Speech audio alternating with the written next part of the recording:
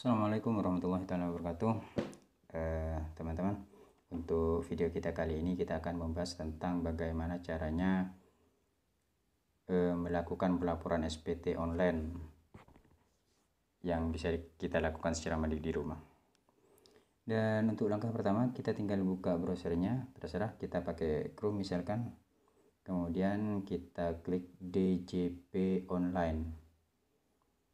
Nah, kita nanti masuk pada situs djponline.pajak.go.id. Klik saja yang paling atas itu, kemudian akan muncul menu seperti ini.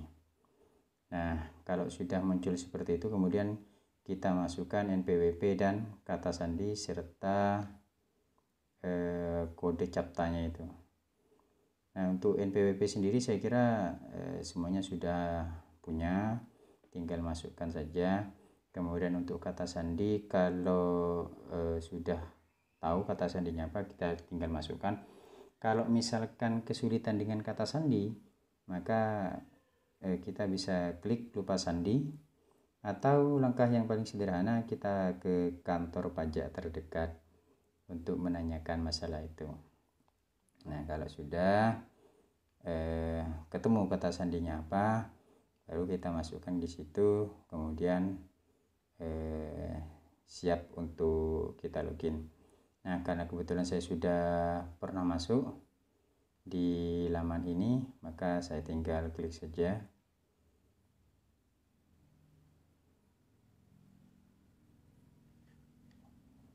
Di situ itu sudah muncul sama kata sandinya, kemudian kodenya kita masuk, kita klikkan di situ, kita ketikkan, kemudian kita tinggal login. Kalau berhasil, maka yang akan muncul seperti ini teman-teman. Jadi ada menu informasi, profil, bayar, lapor, layanan, dan kalau kita mau cari informasi ya tinggal kita cari saja di situ. Cuman karena kita mau lapor, kita klik lapor saja. Nah, langkah pertama kalau sudah kita klik lapor, maka akan ada pertanyaan seperti ini teman-teman.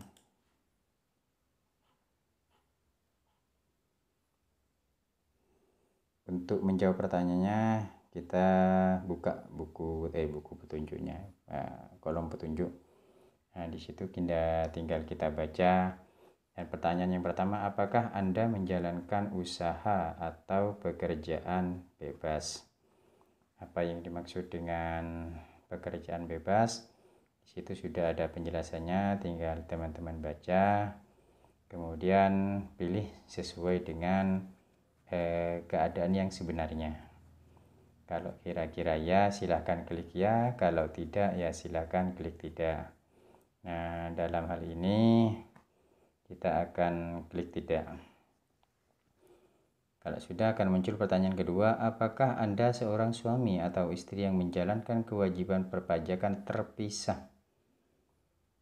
Kita masuk perpajakan terpisah atau pisah harta itu apa, penjelasannya kita baca. Kalau sudah kita pahami, kemudian kita jawab. Silahkan untuk memilih ya atau tidak, itu sederhana saja. Di sini saya pilih tidak. Kita lanjut, apakah penghasilan bruto yang Anda peroleh selama setahun kurang dari 60 juta? Kurang dari 60 juta setahun. Berarti nanti akan masuk keterangan bahwa SPT Anda itu termasuk tipe yang itu 17 berapa itu. Nah, itu kita sudah mengisi sekian persen formulir. Kita akan melanjutkan. Pilih tahun pajak. Karena sekarang itu tahun 2023, maka tahun pajak yang akan kita laporkan itu adalah tahun sebelumnya, tahun 2022. Kalau sudah kita klik, persentasenya sudah naik sampai pada angka 100. Kalau sudah 100 berarti sudah selesai.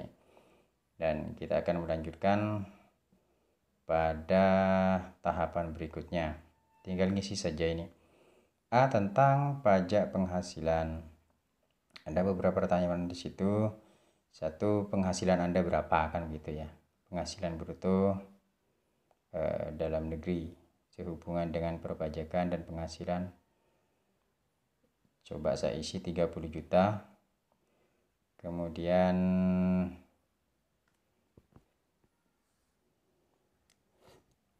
tanggungan itu kalau saya di situ saya isi tiga tanggungan. Kalau misi yang tidak ada tanggungan, jadi terserah. Ini sebetulnya terserah keadaan kita yang seperti apa 2 tanggungan, 3 tanggungan. Cuma nanti kalau di situ misalkan ada 3 tanggungan, 2 tanggungan, akan muncul angka di poin ketiga, penghasilan tidak kena pajak. Itu berarti menunjukkan misalkan di sini ada angka 72. Kalau penghasilan kita dalam setahun di bawah 72, maka kita tidak kena pajak.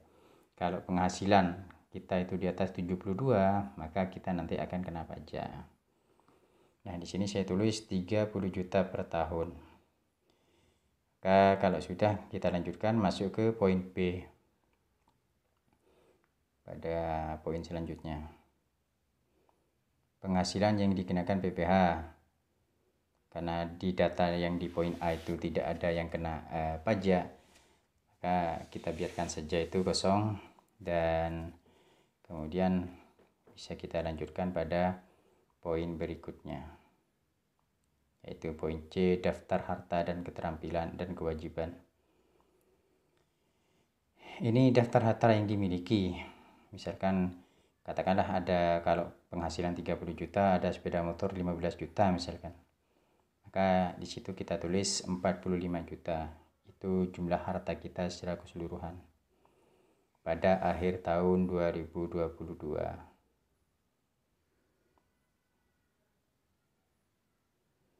Kita klik berikutnya. Kalau Anda setuju, silakan Bapak Ibu baca itu di situ apa yang menjadi keterangan, tapi yang jelas itu adalah tanggung jawab secara hukum. Intinya di situ. Kalau kita sudah paham, tinggal klik setuju, kemudian klik selanjutnya. Nah, kalau sudah kemudian klik setuju, nah akan muncul seperti itu. Nah, di menu sini ada kotak berwarna kuning, ambil kode verifikasi.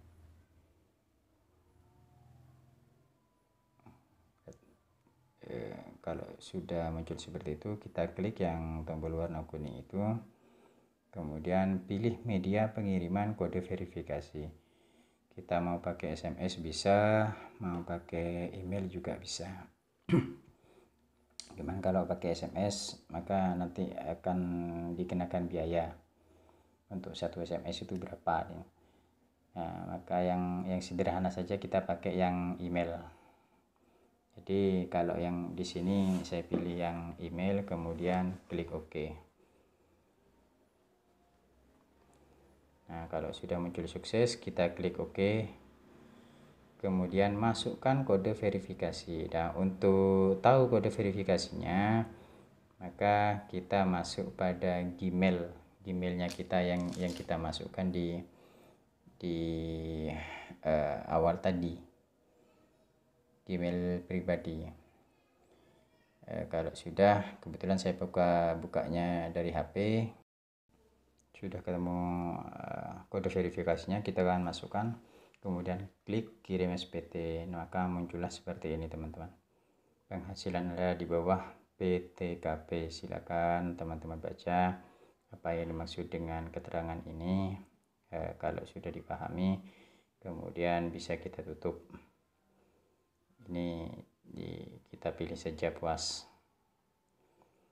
Nah, di arsip SPT pada poin ini kita sudah ada pemberitahuan tentang jenis SPT, tahun pajak, yang di situ tahun 2022 itu sudah muncul.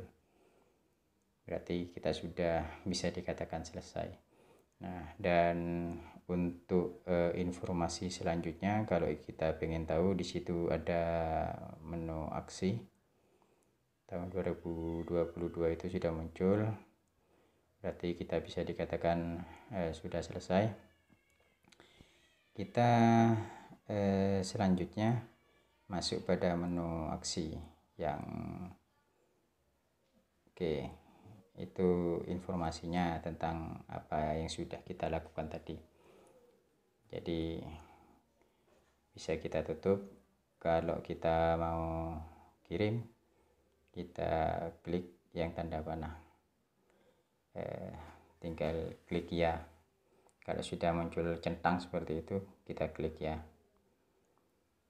Nah, kalau untuk mengetahui apakah sudah terkirim apa tidak, maka kita kembali ke email kita yang tadi. Kembali pada email kita, saya coba di situ ke Gmail. Nah, kita masuk pada kotak masuk. Di situ ada update 1 baru. Nah, kita pilih di situ. Nah, itu sudah muncul teman-teman ya. E-filing. Nah, itu bukti pelaporan SPT tahunan kita untuk tahun 2022. Itu sudah masuk ke email saya, dan ini berarti kita sudah melakukan proses pelaporan secara sempurna. Kita logout. Nah, dan kita sudah selesai. Terima kasih atas kesediaannya menonton video ini. Semoga bermanfaat. Assalamualaikum warahmatullahi wabarakatuh.